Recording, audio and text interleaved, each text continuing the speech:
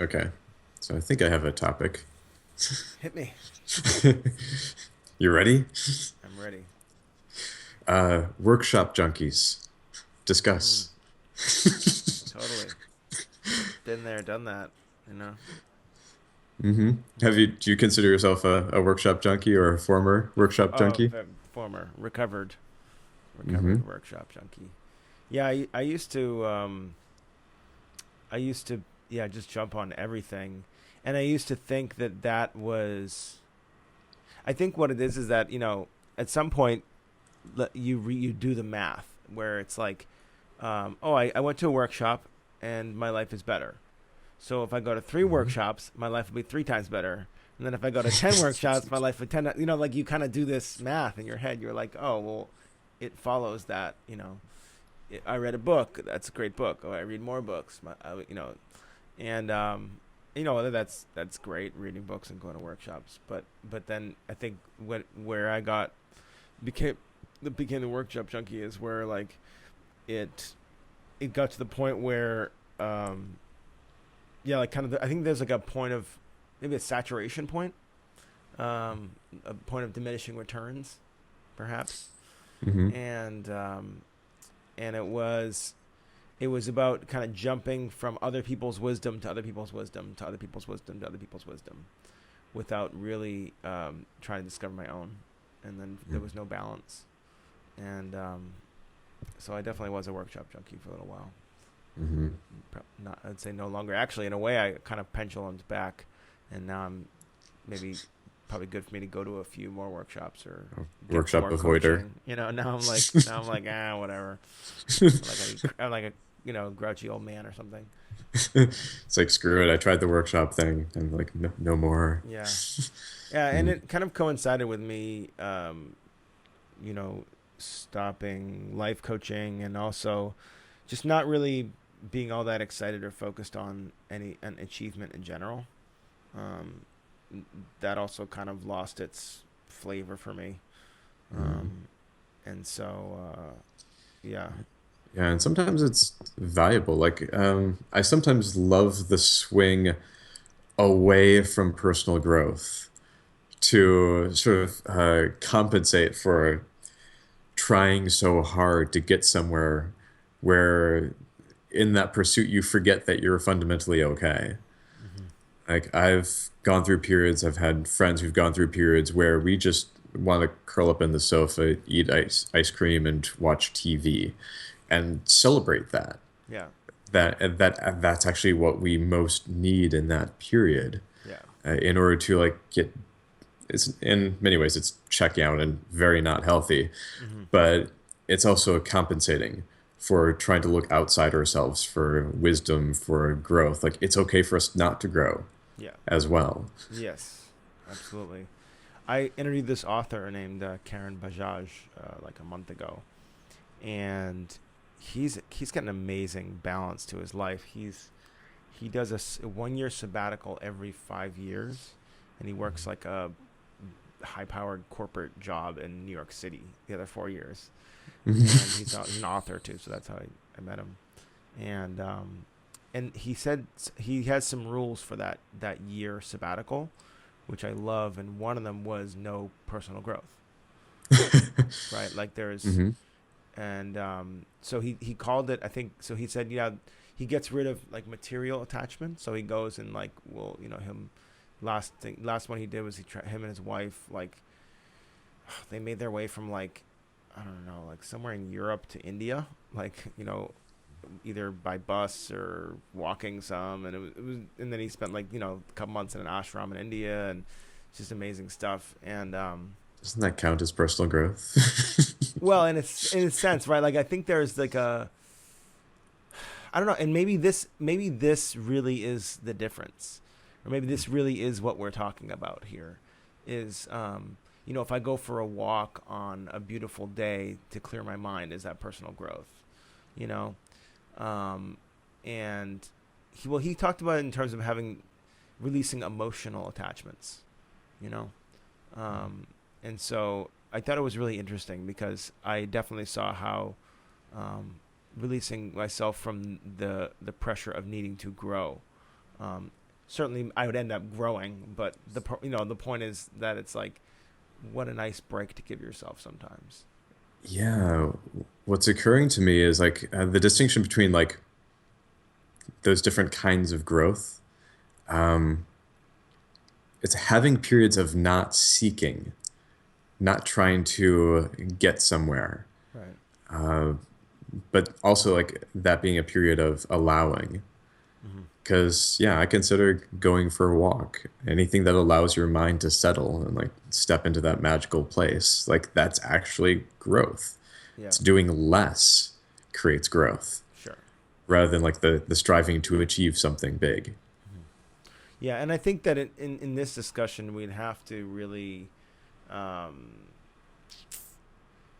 it's a we have to we have to really distinguish between something that's growth. I mean, because I think you and I both agree that on some level, either we're always growing, so you can't avoid that. So there's like that's always happening, period, or or even like the simplest things, help you grow. And I think that for the sake of this discussion, we'd have to kind of leave the morning walks out, because it just Yeah. wouldn't make any sense. Hmm. Um, If it gets too spiritual, then we just should just sit here meditating for an hour, which isn't yeah. as learning oriented, but it might be great for us. Yeah, and of course, then there's the whole discussion about like the kind of growth it takes to do less. Like if I can fit in a 15-minute walk, during the middle of my busy day, that's not easy. For some people, like maybe that's difficult. So to do that, I have to grow into the kind of person that will prioritize that. And so it's like can't escape growth. But for the sake of this, I think we're talking about um, maybe learning from others and in a way that you are um, goal oriented. Yeah. Yeah, I was definitely thinking goal oriented, but there's also like that layer of learning from others versus just being with yourself and what you've already learned. Like that's the more gentle kind of growth that we're pointing towards. But there's can be an addictive quality to like, okay, I'm going to go out and learn more. Or I'm going to like, or I really want something. I want to like get this, and I'm going to go take the workshop or do this training in order to get Mm-hmm. this. Thank It's you. like, and that has an addictive quality when you don't actually integrate Mm-hmm. from that. Um, Well, I think what it is that you start believing that the answers are out there. You really, you know, yeah, and that's really, it's just, it's just weird. It's like there's no cheese down that path. yeah, it's not out there. It's not at the workshop. When you go to the workshop, you might uh, have the luck to realize that it's within you. Right. Yeah, you're in a space of realization and a space of discovery, and that's Yeah, helpful. So you might get more insights and realizations about life through being at the workshop, but at the same time, it's yeah. But if you think it's because of the workshop, or you think it's because of the teacher, you've totally misunderstood, and you're going down a path of the workshop junkie, right. where it's like, oh well, I learned this from them, or like they opened this up in me, so I Yeah. need to keep on going more and more and more. And I think one of the signs of a workshop junkie is that sort of constantly quoting and trying to bring other people's wisdom into the conversation. It's very annoying, actually. I really find it. People are like, "Oh yeah, that's like Eckhart Tolle, right?" Or like, "Oh yeah, that's like what Tony Robbins says, right?" And this and that, and you're just like, "I don't care what Tony Robbins says. Like, I just want to talk about what you think right now." Yeah, Hmm. yeah. Yeah, I think I've been totally doing that around Steve Chandler, Oh, who yeah. I'm learning a lot from right now, and keep on pointing to my friends towards like, have you heard of this guy? Oh Say, yeah. how have you not? Yeah. Yeah. Yeah. Well, I guess in a way, there's a way too that I did it yesterday with Ken Wilber because I really felt like, oh my god, this person clearly would totally dig integral theory, but hasn't discovered him yet. And, Hmm. and I think that there's a way that we do it, like, because like, oh, you should check this out, and there's also a way that we do it because we're like verifying what we say is correct based off other people or sort of like personal growth name dropping or something. Well, Yeah, such and such says this, therefore I have more authority to say it myself. exactly. Yes, exactly. Yeah, yeah. Yeah, fortunately, I have less of a problem with that than most. I did actually I do switch. try to Yeah, remember. yeah, I yeah, do try to remember like which things I'm saying I actually came up with and which things I'm quoting someone because sometimes I don't remember. yeah. Totally. Yeah, and I don't even care really. Sometimes some people I think maybe see me as yeah, like I'll write I'm not so concerned about intellectual property. I think for whatever reason. Mhm. Um, there was a point in my workshop junkie phase when I came out of it that I switched to something else, which I found more useful, and that was focusing more on life experiences than um, personal growth programs. Hmm. So I would say like the thing that would probably the most transformational program or thing I ever did, but did it on purpose. There's stuff that happens like, but randomly. Um, was going to South Africa and doing the animal communication with this woman named Anna Brettenbach, who's a famous animal communicator. And so we spent like 9 days down in South Africa with her, out in this game reserve, and walked out into the reserve and just spent time with all these animals. And there's no fence, this it's just like humongous, you know chunk of the country, um, and there's lions and rhinos and giraffes and all that kind of stuff. And it was like seven of us, and then there was two guides and her, and it was pretty amazing. That was and that was the kind of thing that I mean, it changed the way I related to animals. It changed my relationship to a lot of things. Let's call it spiritual, but really not in a sense, like telepathy and things that um, I didn't really have any experience with. Right? Apparently, I did actually, but you know, um, Just didn't know that you did didn't know that I yet. did, and it was just amazing. Like it was definitely yeah, for me probably the most like life changing thing I did. Um, and I didn't like categorize it under like personal growth stuff. It's like an experience. Like, oh, let's go. Like, okay, let's go climb Mount Kilimanjaro in Africa. Or let's go. You know, I don't know. So like finding stuff like that for me Mhm. is that's where I've been putting my attention in the last couple of years. More Mhm. so than like, oh, let's go to this like 5-day seminar on like blah blah blah. Or Yeah. let's just go, or go into Vipassana. Like Vipassana meditation is just like an experience. Like, all right, like go meditate for 10 days. That's crazy. So and Hmm. um, stuff like that is kind of what I'm drawn toward these days. Yeah, it's like have a deep experience, see what happens, see like what happens afterwards without even like knowing or planning. It's not as mental. It's not as structured or planned. Yeah. You just go out, have amazing life experiences, and you evolve from those experiences. Mm-hmm. I think the really good personal growth like tries to emulate that or emulates it to some degree, but most workshops are just way too theoretical, philosophical. I think that's a really good point. I think that yeah, you're absolutely right. It's sort of like it's in a sense it's like the what happened with religion. It's like religion's initial intention was to give people an experience of a connection with God, let's say. And then it kind of just went off into this crazy shit. But like, that really is what these personal growth workshops were originally about, which is giving you the experience, Mhm. and taking you through that journey, and then you know talking about it later, and then talking about it just kind of like started feeling more of that space and feeling more of that space, and then it's kind of just like giving the answers to the test without studying the book or taking the test. And then you're like, huh, that wasn't as exciting. And for most of us, we've already thought about the answers to the test.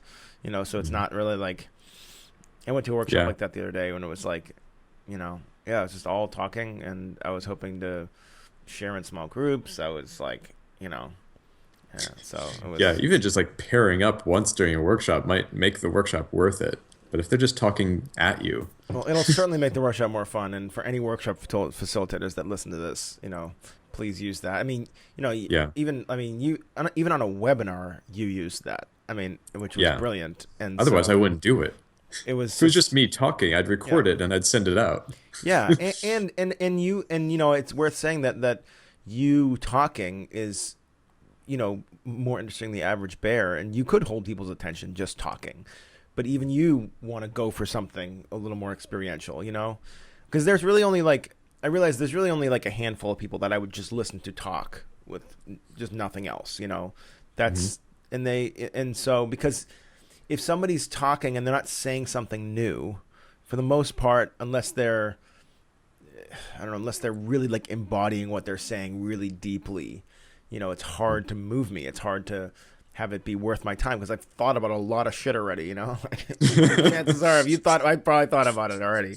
Spent a lot of time thinking, and but yeah, so it's like having that experiential component is just essential. Yeah. Yeah. Yeah, because it's something I think about a lot within, like, as someone who creates workshops and who like coaches and people like go through experiences that I create or like Hmm. trainings that I create, and then they're off into the world. I want to make sure that they're actually changing. And a lot of it's like putting more and more attention on what happens after that experience. Because I still think those experiences are really valuable. If because people need at least the mental model. They need to, through workshops, through personal growth, the people who aren't adventurous enough to go to South Africa and have the kind of experiences that you sort of like just as part of your personality seek out, looking for things that are wild, fun experiences. Sometimes workshops are the step towards that, Yeah. and they'll have an insight, they'll have a brief experience. Steve Behrman's term for this is they'll have a peek through experience as opposed to a peak experience. It's like, okay, they saw something that was possible, then Yeah. they They go peek back into through. Yeah. hiding Yeah. in their Totally. regular life. It's like, oh my God, this is amazing. And they Yeah. think that the workshop solved it. Then they go home, back into their life, nothing happens. Yeah. Yeah. There's a real lack of integration in the personal growth world because there's so much emphasis on just the spaces where we have access to like participants, where we're influencing them, where we're coaching them. Yeah. When they're in the workshop, then they leave the workshop and they go back to their lives. It disappears, and they think that the next solution is to take the next workshop. Hmm. So it's even encouraging the people who run workshops to not solve that problem because then they'll keep on coming back. Yeah. Yeah. They'll have participants who just like need it even more because they think that they need the workshop Yeah. to get the value. Yeah. Totally. And I find that sad. And that was really the whole um for me, the whole idea behind Intimacy Fest was how to give people a peek through experience. Hmm. Um, and so, yeah, we were like, okay, we brought, we have Reed there, teaching a few things. Like there is some classroom style teaching things a little bit, but for the most part, it's like, okay, what if we just got 30 or 50 or so people in a space for 4 days in this beautiful land, fed them awesome food, had them deeply connect with each other, and like keep going down the rabbit hole and go down, keep going down, and then had them go back to their life. Saw like, oh shit, like this is possible. Like really, it's we couldn't do that in a 3 hour workshop, and we can do that, but like the amount of time we had with people was like really a cool opportunity. And I mean, it's what people experience at Burning Man. It's what people experience all the time. It's not novel. Yeah. But in the realm of intimacy, in the realm of like feeling close human connection, that's where we wanted to blow up people's minds, Yeah. and see what would happen. Not because we taught them anything, but because we just showed them something that just not, it's just it's a whole new world. Like, and then how can you forget that? Yeah. Yeah. They won't forget it, but they might not integrate it. And but it's still so cool when people have that experience, when like they're saying, it's like, I didn't know that this was possible. Yeah. It's cool that I'm in a world where I hear people say that a lot. So it's like, oh my God, I had no idea that Yeah. this was on the menu. Totally. Sometimes it's like I had no idea that I got to write the menu. I thought I Yeah. just had to accept someone else's menu. Yeah. Here's a Your blank restaurant's sheet of awesome. paper. Yeah. It's like your own personal restaurant Yeah. Yeah. where the chef will magically learn how to create whatever you want. Hmm. You just need to write the menu. Yeah. Totally. Yeah. So, and there's something to having insights that are in like much deeper experiences, like the more radical, longer, deeper the experiences, the more the insight gets like wedged in there. The more there's the opportunity for the the leverage for change Hmm. to happen once they leave. I think this is a big part of the Tony Robbins approach. Is like first get them in a really deep state where they have no idea what's going on. Their program has been blown away, Hmm. and that's where they can take on something new. They're basically in a hypnotic state where Totally. they'll take on a new choice, a new suggestion. Yeah. Have you been to one And of his things? no, Yeah. oh, wait, I've been to like one short one. I haven't been either. So yeah. Okay. Yeah, but I've read a lot from him and like studied some of his stuff where he talks about how change happens, and it's very organized around fast change. Yeah. It's like basically how extreme can we make the situation and leverage what they really want so they can make a new choice, and using a lot of just extreme states. Yeah. It's sort of like giving someone drugs, then having them like make a new choice from that state, and Right. afterwards hoping that it sticks. Yeah. Yeah. It's hard for me to speak to those things because I haven't really experienced it, but there's definitely a part of me that, I saw a video of one of his things maybe 6 months ago or something. I had some friends at it, and they filmed like one of those kind of like parts at the end where he's playing like loud dance music, and everybody's like, ah! He's just going crazy, Hmm. and I'm just like, what, I kind of feel like, you know, if I was there, I'd probably be the guy that's kind of like feeling like the sober guy at the party, you know. And I just and if it was Paolo was there with me, it would probably be the sober people at the party. We kind of just look at each other and be like, Hmm. you know, I don't know. I mean, I wonder, but and then I wonder too, yeah, like how, you know. All right, actually, this is something else I want to talk about because I see this a lot, um, and it's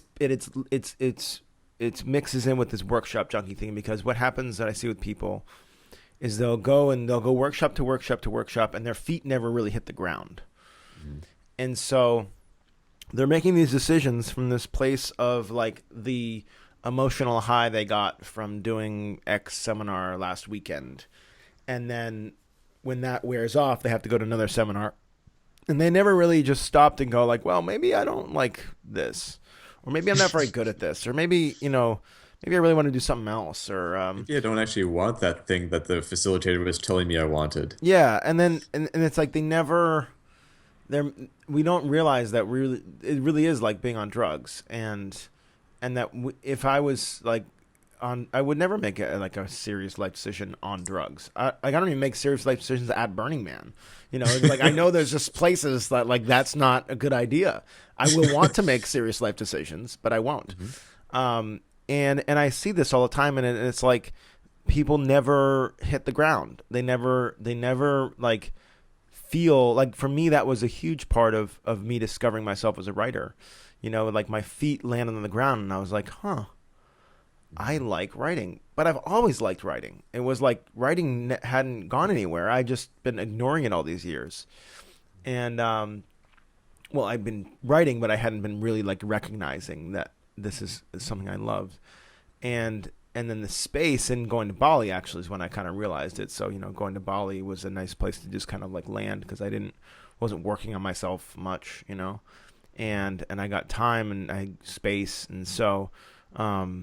Yeah, I was like, wow, I just really like this. And and it was amazing. And I feel like that, like, personal growth fasting, somehow, like for months, really is important to like let your feet let things settle, you know. Hmm.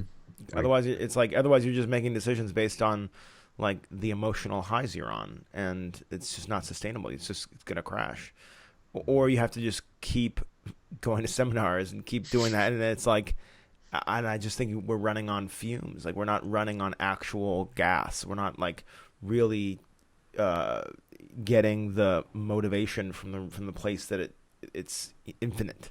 We're just like it's like we're in debt. We're like motivation debt. We're just using like credit cards, getting more credit cards, going into more. Like, all right, I just need another couple $1,000. Like I'll just sign up for their credit card. It's like, it just doesn't. It's weird.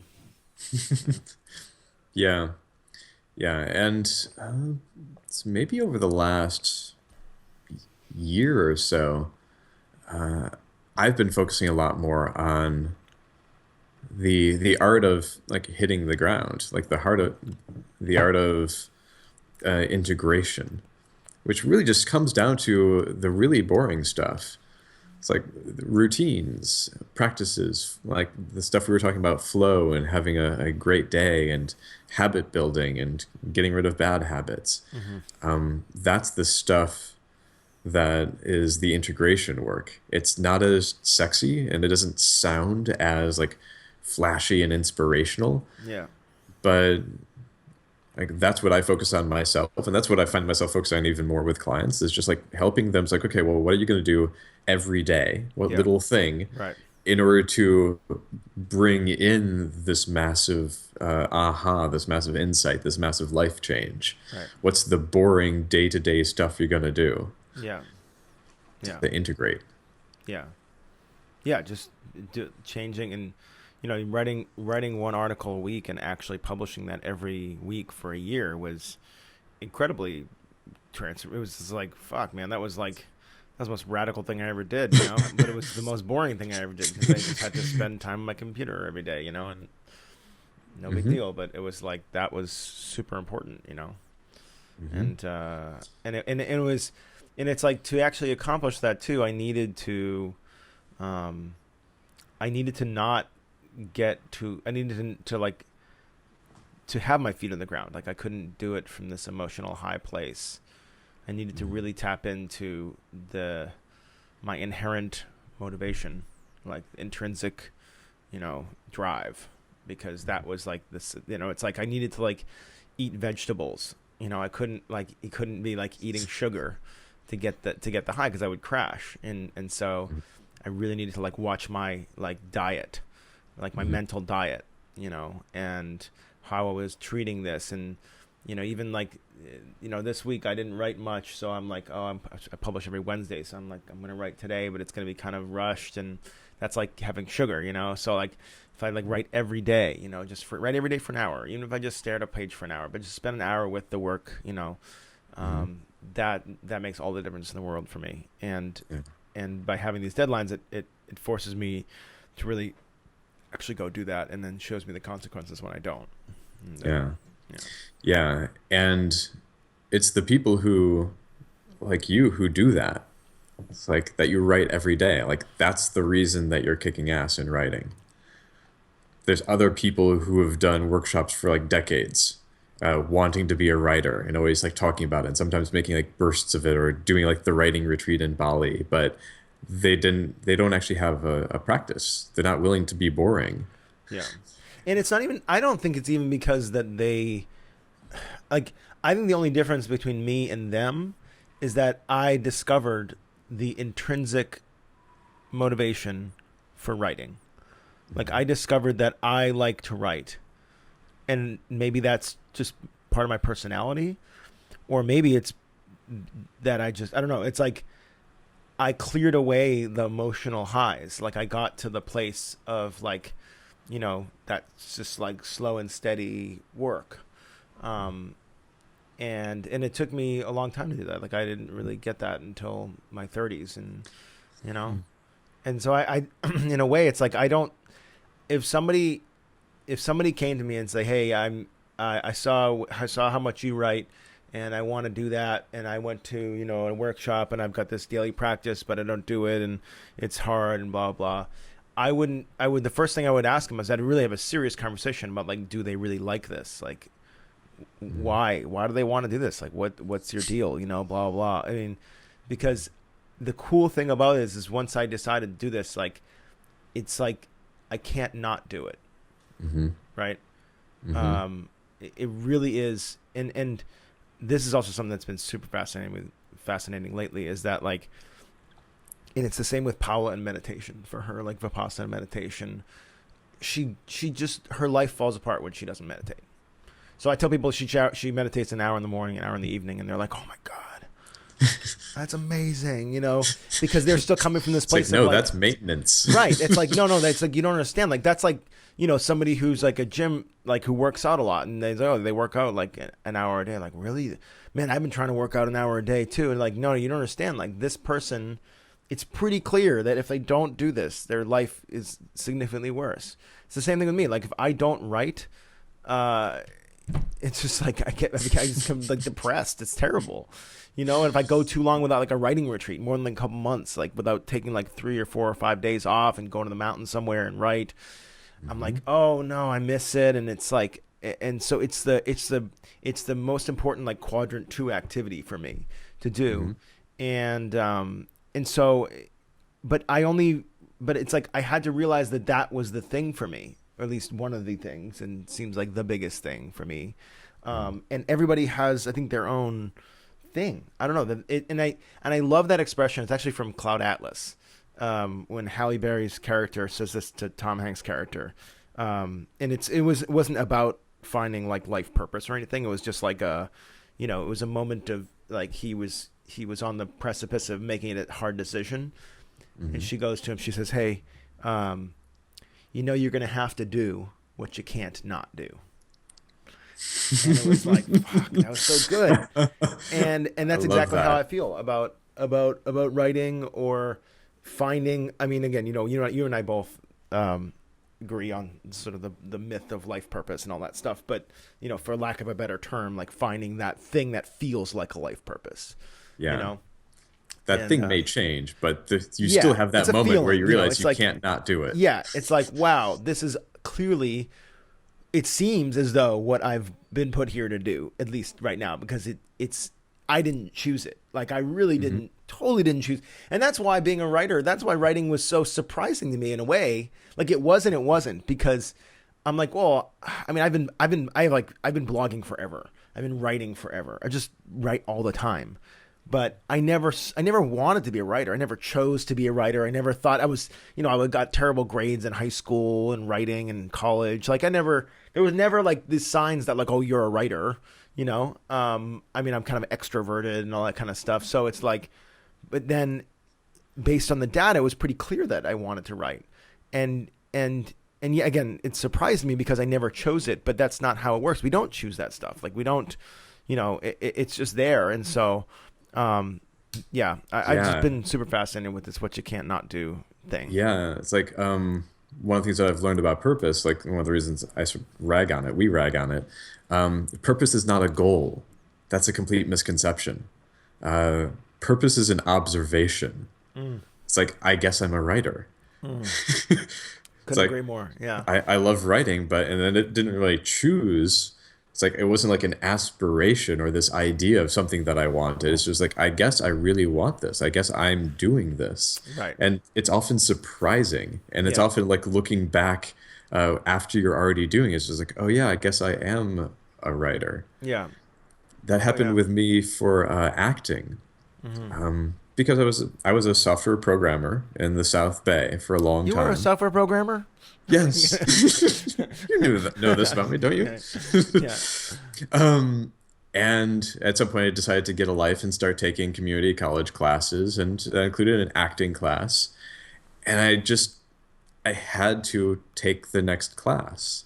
And I had this experience, which since then has become a little bit more familiar, where it's just like, it makes no sense. This is not my planned career. I didn't I had no plans to do this. I'm not sure where this will lead, but I know that I need to take this class again. And after that, I knew I needed to get into the play, being directed by the teacher of the class. And allowed myself to follow that knowing, that impulse. It's like this is just felt right without any clue about where it was going, no planning at all. It completely contradicted my life and my lifestyle, Mm-hmm. but I followed it and became a professional actor, and that led into transformational work, became a coach. It's Nice. like just permission to keep on following that, whatever that is. And it's not like think of a big goal and figure out how to get there. Right. It's just like, oh, I guess I'm this now. Yeah. Okay. And again, yeah, it's my zone of genius. I love doing it. I didn't realize until now that Mm-hmm. I was already doing it.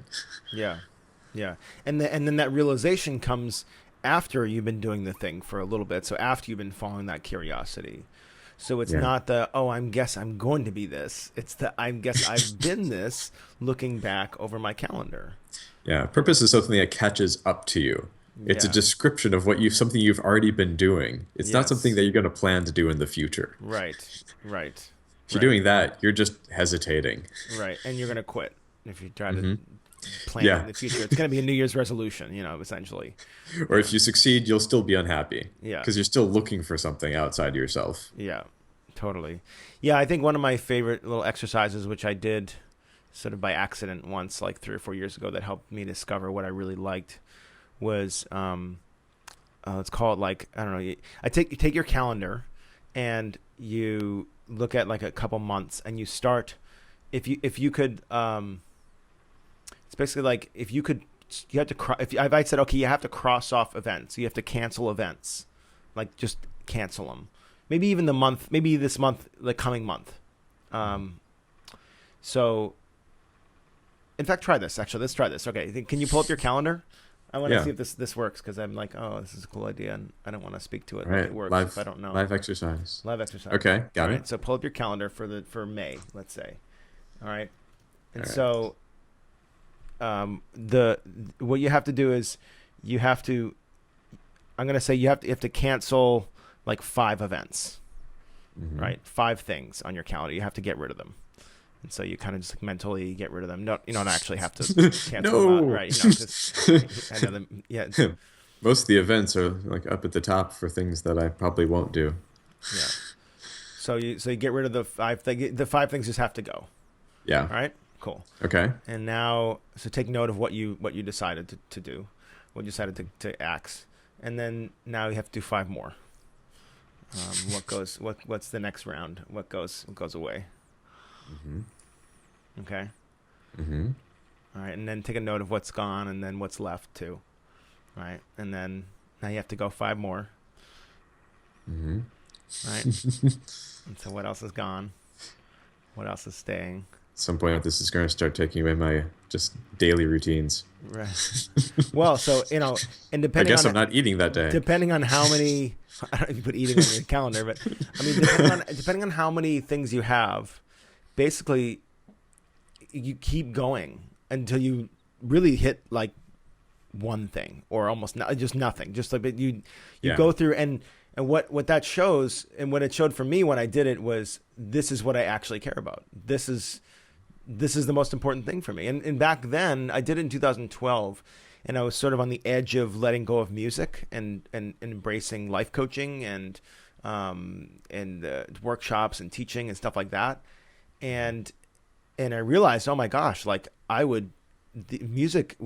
music gigs would go kind of soon, but like this, workshop I'm leading on like how to, approach women or whatever. And that stuff was super exciting to me. Like that would go last, Mm-hmm.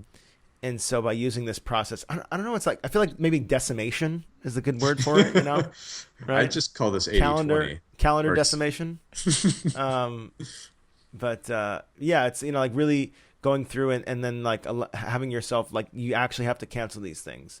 Like what would you cancel? And I found that really interesting. And it also kind of again relates to this idea of purpose. Like what are you already doing in your life that's already really important to you? Like it's there. You've already planned it. It's lurking underneath the monotonous tasks that we have to fill our day with.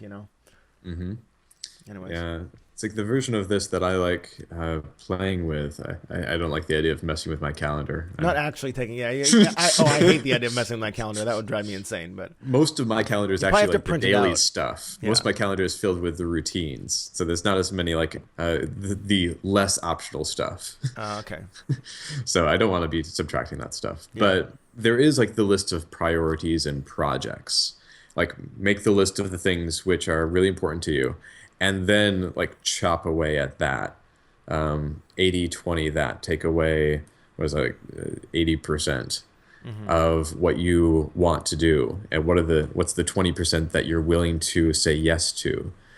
And the really challenging part is those things that you also want to do, those are the things that you need to avoid like the plague.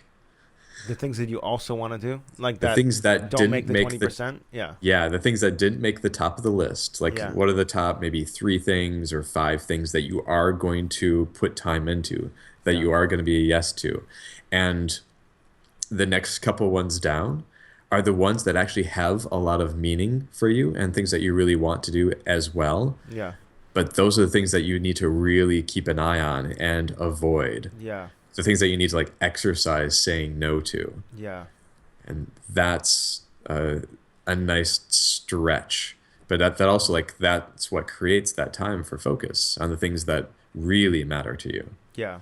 You need to Yeah. draw the line somewhere. Yeah. And it's like having and you just list out your kind of projects. Is that how you do it? Yeah. Yeah. Yeah. You taking off? All right. Good to see you, Ian. Yeah. Yeah. Bye, Sure. Ian. This is our.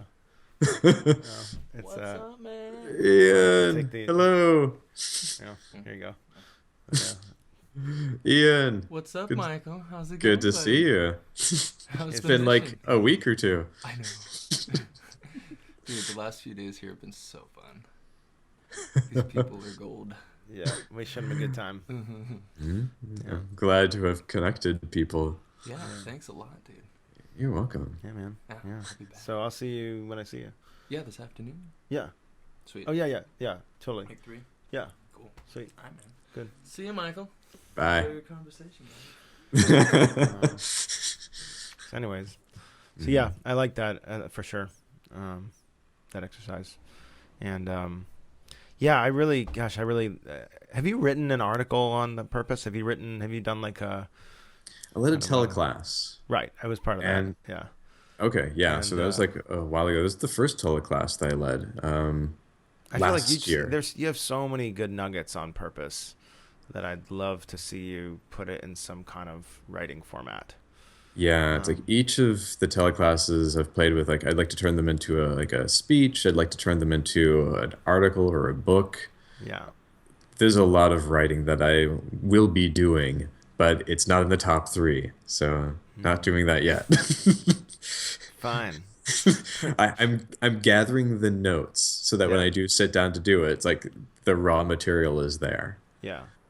Yeah. No, it's good. I like all your distinctions too, for sure. Thank you.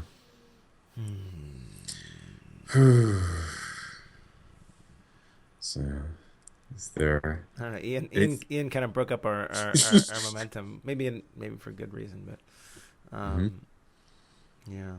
So yeah, one of the things that I really wanted to bring out, one of my excuses of talking about workshop junkies is that distinction between insight and integration, and I think we need both.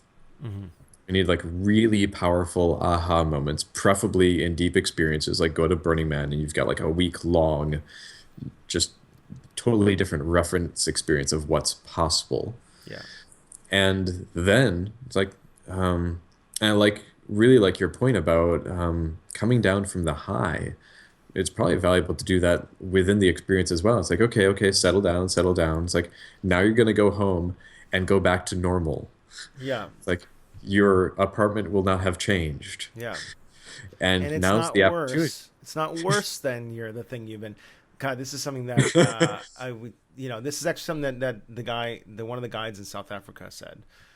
it was the day before we were going back into the real world, and we are in this little like tent in the wilderness, and he's like, for a while when I used to do these things, I would go back in the real world, and I would like, I don't know, I'd go out to a bar and get in a fight or something like that. Like I couldn't like, there was no, in what it was is on a fundamental level, he had it that the reserve and then the wilderness was better than his normal life, and that normal life with concrete and things with those missing things, that was we were missing Like it. normal life is less spiritual than what I just did. Or or one of our friends came back from a meditation retreat. It was just like a 4-day meditation retreat, and she was like seriously depressed for a couple weeks upon return, because she had it that like, okay, that was great, and this doesn't have that, and I can't get that here, and it's not fair, and woe is me, and kind of stuff like that.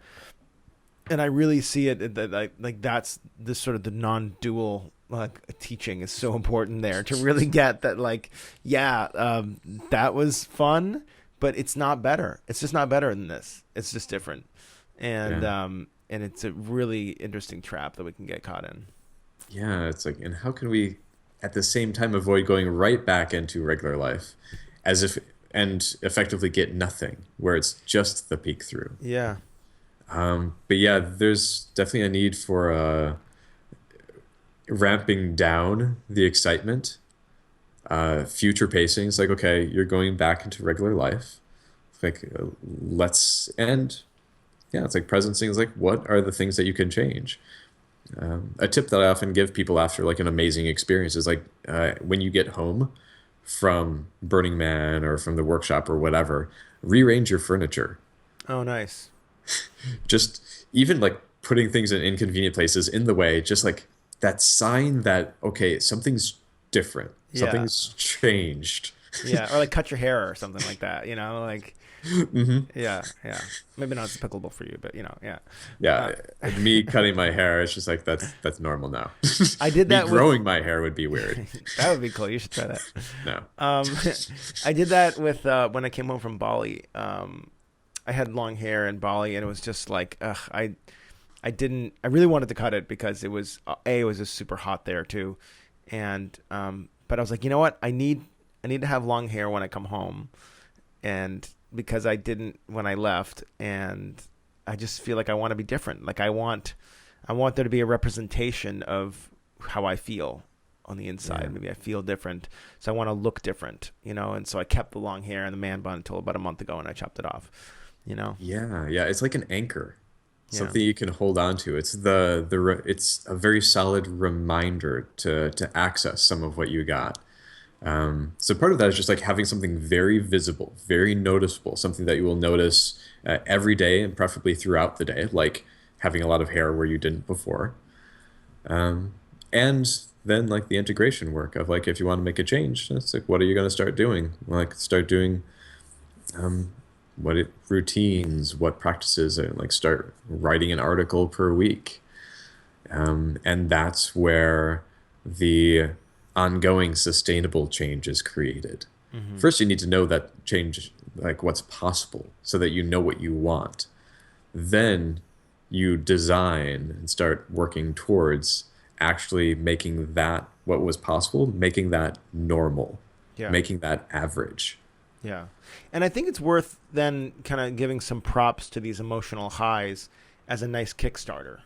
Like I notice around New Year's, it's fun to start stuff around New Year's because it's just easier. It's like the whole, there's like momentum. The whole world is starting new things on January 1st. And like, let's start something new. It's just, and so if you've done the work to kind of discover, is this the thing that I really want to do, or am I just doing it as a response to some emotional high? It's a convenient time to do it after Burning Man or after a retreat, or give yourself kind of an excuse for like that start date. I think that's useful sometimes. Yeah, and doing it with an air of sort of with neutral emotion. It's like, yeah, I'm doing this. Yeah. Not like, I'm going to do this. I'm pumped up. Because once you're not pumped up anymore, a day later, nothing will happen. Mm-hmm. So, and it's like lowering that that expectation that we need to be like in a really high energy, excited state in order to make change happen. That helps us see what's possible, but actually making it happen is in the really boring work, Yeah. the really like everyday pedestrian work. Yeah. Totally. There's a really cool book called Daily Routines. You ever heard of it? Rituals. The Daily Ritual. It's definitely called Daily Rituals. I can read It's it. a really cool book. And it's basically like it's like there's like 2 or 3 pages, or maybe even less actually, on artists and how they work, and not just artists, but like writers, composers, painters, choreographers, playwrights, poets, philosophers, and they all and this guy just shares. He talks about their routines and their rituals, and it's really That's cool. So awesome. it's I a really should cool get that. book. Yeah, Because I'm totally a routines and rituals geek right now, you'd like both it. for myself and for the people that I'm helping. Yeah, yeah, it's very interesting, and it really, going back and reading it, I really could. I read like I think I've gotten maybe yeah, I'm almost done with it, but it actually did really remind me. It brought me back to like the just the importance of it. I mean, it sounds so obvious, but like, yeah, it's important to have a ritual and routine and things you stick to. But it's like, no, like you really get like the length that people went to make sure that that happened. And I mean, some people. I mean, Carl Jung had like this. I don't really know.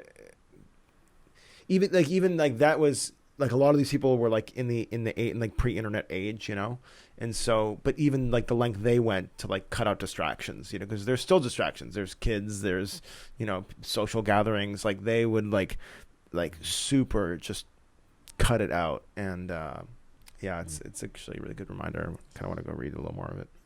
Yeah, I've been it's the slacking a little obvious lately. stuff. Yeah, It's the obvious stuff that actually creates the lasting change. The yeah, obvious stuff that's so obvious that we don't do. hmm yeah, There's one more metaphor I want to throw in because it's around insights. I think this is from like Michael Neal. One and more specifically than workshop junkies, I just refer to like insight junkies who just want to have amazing aha moments and then they immediately want the next one. Michael likens this to being at a bus station, complaining that you want to catch a bus, hmm whereas like the buses are arriving and leaving and arriving and leaving. The whole time you're complaining, it's like, oh, I just want to catch a bus. I just want to catch a bus. hmm It's like, dude, there's one right there. If the buses are the insights, right, if you actually like step onto one of the buses, if you actually like lean into one of the insights and follow it, go hmm with it, go on the ride, then you'll get somewhere. yeah, You don't need to wait for the right one. You don't need to keep on collecting them. You right, just need to actually go with one of them, and yeah. something will evolve. Yeah, which is again the workshop junkie thing, or even Steve Chandler reminded me of this too when he would kind of say, you don't have to read 100 books, you could read one book 100 times, and really just actually get what that book is saying, and the Be one, careful which book you choose. yeah, get what book you should, yeah, yeah, and yeah, and just actually applying the wisdom from a book, or a insight. Like you take one thing and actually just live. Look what Byron Katie did. I mean, like, her whole life is just these 4 questions. Like that's one kind of really essentially one insight, and she made a whole life out of it. It works out pretty well. So yeah, Yeah. Actually, the book like comes to mind is like I got a lot of what I've become today is because I read the Tao Te Ching over and over and over again yeah, you when I mentioned that. Yeah, was a teenager. It's just like I credit so much to that, just like for how I think.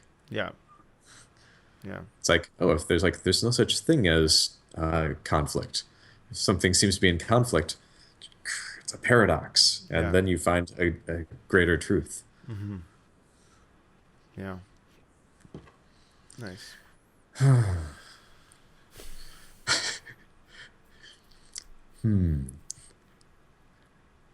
Is this the feeling of being complete, or do we want to like find even like more clever, amazing things to say? I feel pretty complete. We've gone pretty long in the last couple. Yeah, This is about an yeah. hour, I We think. could probably start aiming to make these even shorter. Yeah, I mean, I don't even. Yeah, I mean, who cares? I mean, it's. I mean, clearly, when if we talk about life coaching, we're gonna go long, Mhm. um, but yeah, no, I feel complete. I feel like we hit this I feel like we really thoroughly hit this subject. We could Yeah. certainly tangent and rant about other things, um, but yeah, no, I really this is good. I and I really I think discovered that I think one of the things that we really like talking about is like kind of back to the original topic. I forget what the original topic was actually, but it's sort of like what actually changes people's Was lives. evolution Oh yeah, no, not that one, but it was like wisdom? what? Yeah, it was the wisdom thing, or it's like what? It's like what actually changes people's lives. Yeah. You know, like what? Yeah. What is? Um, yeah, Oh, there is one more thing I want to share about that because this was like an inspirational thing I heard from Steve recently, Chandler, um, on the difference between therapy and coaching.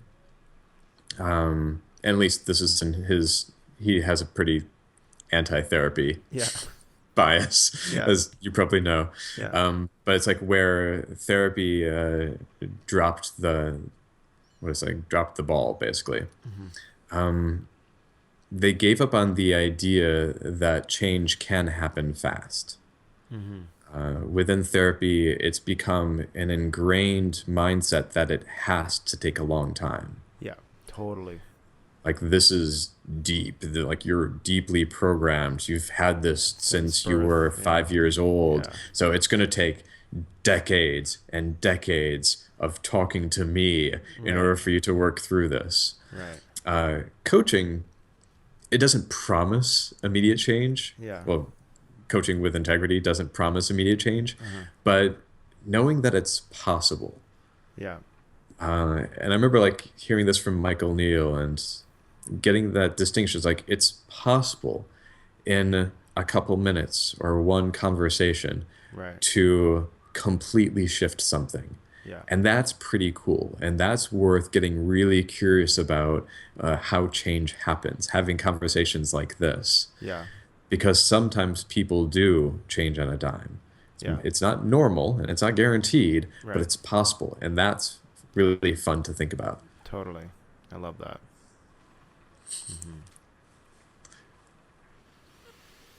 Hmm. I think that's a good note to end on. Yeah. Yeah. Cool. Well, see you next week. All right. Look forward to it.